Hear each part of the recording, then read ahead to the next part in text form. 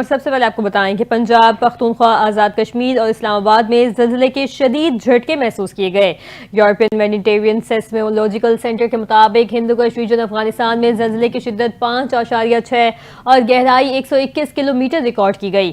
زلزلے کا مرکز بغلان افغانستان سے 167 کلومیٹر مشرق میں تھا۔ زلزلے کے جھٹکے مالاکنڈ، سوات، شانگلہ، چترال، ایبٹ آباد، مردان میں بھی محسوس کیے گئے۔ مہمند، سوابی، لوور دیر، کوہاٹ، باجوڑ میں بھی زلزلے کے شدید جھٹکے محسوس ہوئے۔ لاہور سمیت آزاد کشمیر کے علاقے بھمبیر، سمانی اور گردونواں میں بھی زلزلے کے جھٹکے محسوس کیے گئے۔ زلزلے کے باعث شہری خوفزدہ ہو کر گھروں سے باہر نکل آئے۔ کسی جانی اور مالی نقصانات کی تاحال کوئی اطلاعات موصول نہیں ہوئیں۔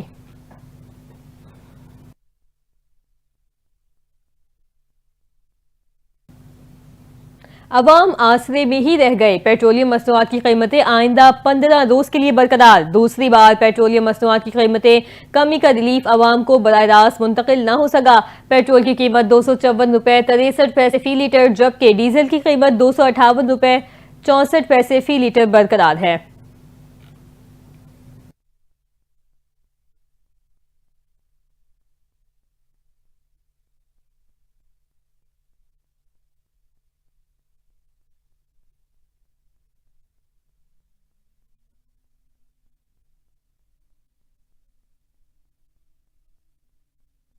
اور اس وقت آپ کو بتایا سے چلیں گے chief justice of Pakistan justice Yahya Afridi حلف لے رہے ہیں۔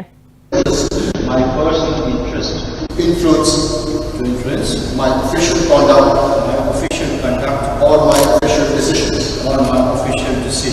that I will preserve,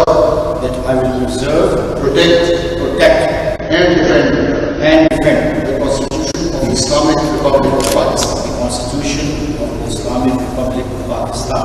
And that in all circumstances I will do right to all manner of people according to law without fear or favor affection or ill will.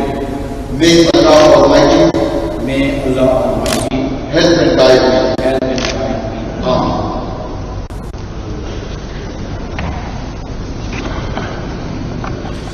Justice Ali Baqir Najafi نے supreme court کے جج کی حیثیت سے حلف اٹھا لیا ہے۔ یہ مناظر آپ دیکھ رہے تھے اسلام آباد سے، جہاں جسٹس علی باقر نجفی نے سپریم کورٹ کے جج کی حیثیت سے حلف اٹھا لیا ہے۔ چیف جسٹس آف پاکستان اور اب آپ کو بتائیں کہ پاکستان نے اسرائیل سے متعلق آثاریاں مسترد کر دیں۔ دفتر خارجہ نے اسرائیل سے تعلقات سے متعلق خبروں کو بے بنیاد قرار دے دیا۔ بیان میں کہا گیا کہ پاکستان اسرائیل کو تسلیم نہیں کرتا، نہ ہی کسی بین الاقوامی پلیٹ فارم پر رابطے میں ہے۔ فلسطین سے متعلق اقوام متحدہ کی قرارداد پر سوشل میڈیا پر گردش کرتی پوسٹیں گمراہ کن ہیں۔ قرارداد پاکستان کی نہیں بلکہ OIC کی مشترکہ پیشکش تھی، جسے فلسطینی وفد کی منظوری اور OIC کی تائید سے پیش کیا گیا۔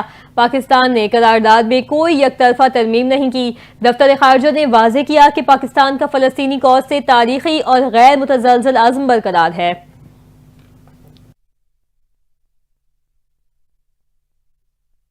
اور یہاں آپ کو بتائیں کہ چیئرمین PTI بیرسٹر گوہر نے اسپیکر قومی اسمبلی سردار ایاز صادق کے بیان کی تردید کر دی ہے۔ بیرسٹر گوہر نے کہا کہ مجھے اسپیکر آفس سے کوئی دعوت نامہ موصول نہیں ہوا۔ اسپیکر قومی اسمبلی نے کسی ایونٹ کی دعوت نہیں دی، نہ اسپیکر آفس سے کوئی کال آئی۔ ان کا مزید کہنا تھا کہ اسپیکر قابل احترام ہے، کراس ٹاک ڈسکشن نہیں کرنا چاہتا۔ بیرسٹر گوہر کا مزید کیا کہنا تھا کہ بانی PTI نے سختی سے ہدایت کی ہے کہ پارٹی عہدیدار اور کارکن ایک دوسرے کے خلاف میڈیا یا عوامی مقامات پر بیان نہ دیں۔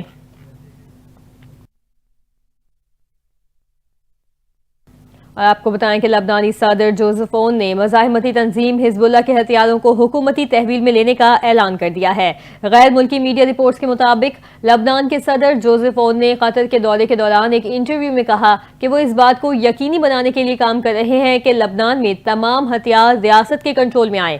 صدر جوزف اون نے کہا کہ حزب اللہ نئی جنگ میں شامل ہونے کا کوئی ارادہ نہیں رکھتی۔ 2025 کو وہ سال بنانا چاہتا ہوں جب تمام ہتھیار صرف ریاست کے زیر کنٹرول ہوں۔ انہوں نے کہا کہ ریاستی کنٹرول سے باہر ہتھیاروں کی موجودگی ناقابل قبول ہے۔ ہتھیاروں کی تحویل سے متعلق لبنانی تنظیم حزب اللہ سے مذاکرات کیے جائیں گے۔ لبنانی صدر کا مزید کہنا تھا کہ حزب اللہ جنگجوؤں کو فوج میں علیحدہ یونٹ کے طور پر شامل نہیں کیا جائے گا۔ حزب اللہ کے ارکان فوج میں شامل ہو کر مختلف کورسز کا حصہ بن سکتے ہیں۔ صدر جوزف اون نے کہا کہ ہم حزب اللہ کو غیر مسلح کرنا چاہتے ہیں، لیکن ہم لبنان میں خانہ جنگی نہیں چاہتے۔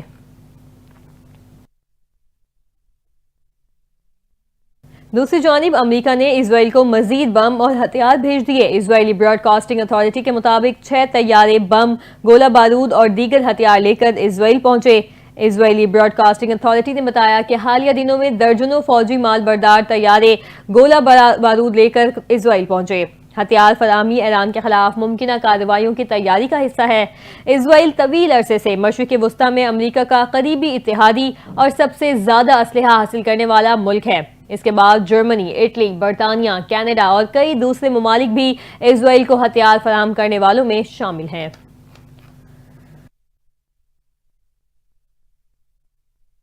اور اب خبر یہ ہے کہ امریکی صدر ڈونلڈ ٹرمپ نے نئے ایگزیکٹو آرڈر پر دستخط کر دیے ہیں۔ قانونی دستاویز نہ رکھنے والے امیگرنٹ سوشل سیکیورٹی ایکٹ کے تحت حاصل فوائد نہیں لے سکیں گے۔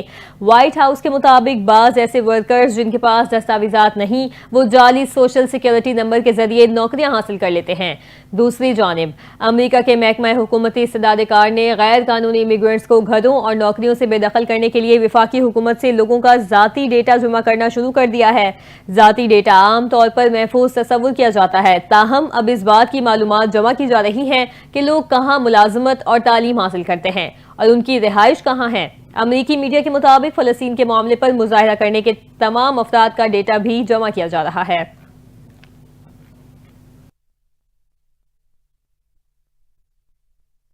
اب بات کریں پاکستان سپر لیگ کے چھٹے میچ کی، جس میں لاہور قلندرز نے کراچی کنگز کو 65 رن سے شکست دے دی ہے۔ نیشنل بینک ایرینا میں کھیلے گئے اس میچ میں لاہور نے ٹاس جیت کر پہلے بیٹنگ کرتے ہوئے 201 رنز بنائے۔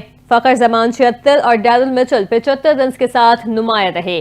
جواب میں کراچی کنگز کی پوری ٹیم 136 رنز پر ڈھیر۔ شاہین شاہ آفریدی اور رشاد حسین نے 3 وکٹیں حاصل کی۔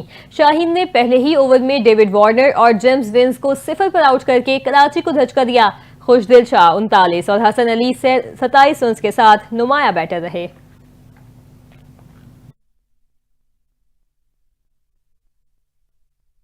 موسم کا احوال شامل کریں اور آپ کو بتائیں کہ پنجاب، پختونخوا سمیت ملک کے مختلف حصوں میں بارش کی پیش گوئی کر دی گئی ہے۔ محکمہ موسمیات کے مطابق آج سے 20 اپریل کے دوران اسلام آباد، پنجاب، مری، گلیات، خیبر پختونخوا، گلگت بلتستان اور کشمیر میں بارش کی پیش گوئی کی گئی ہے، جبکہ چند مقامات پر یالہ بھاری بھی متوقع ہے۔ محکمہ موسمیات کے مطابق سندھ، جنوبی پنجاب اور بلوچستان کے چند علاقوں میں 18 اپریل تک گرمی کی لہر برقرار رہنے کا امکان ہے۔ 18 اور 19 اپریل کے دوران ڈیرہ غازی خان، راجن پور، لیا، کوٹ ادو، مظفر گڑھ، بہاولپور، ملتان، ساہیوال، خانیوال، پاک پتن، وہاڑی اور اوکاڑا میں آندھی چلنے کا امکان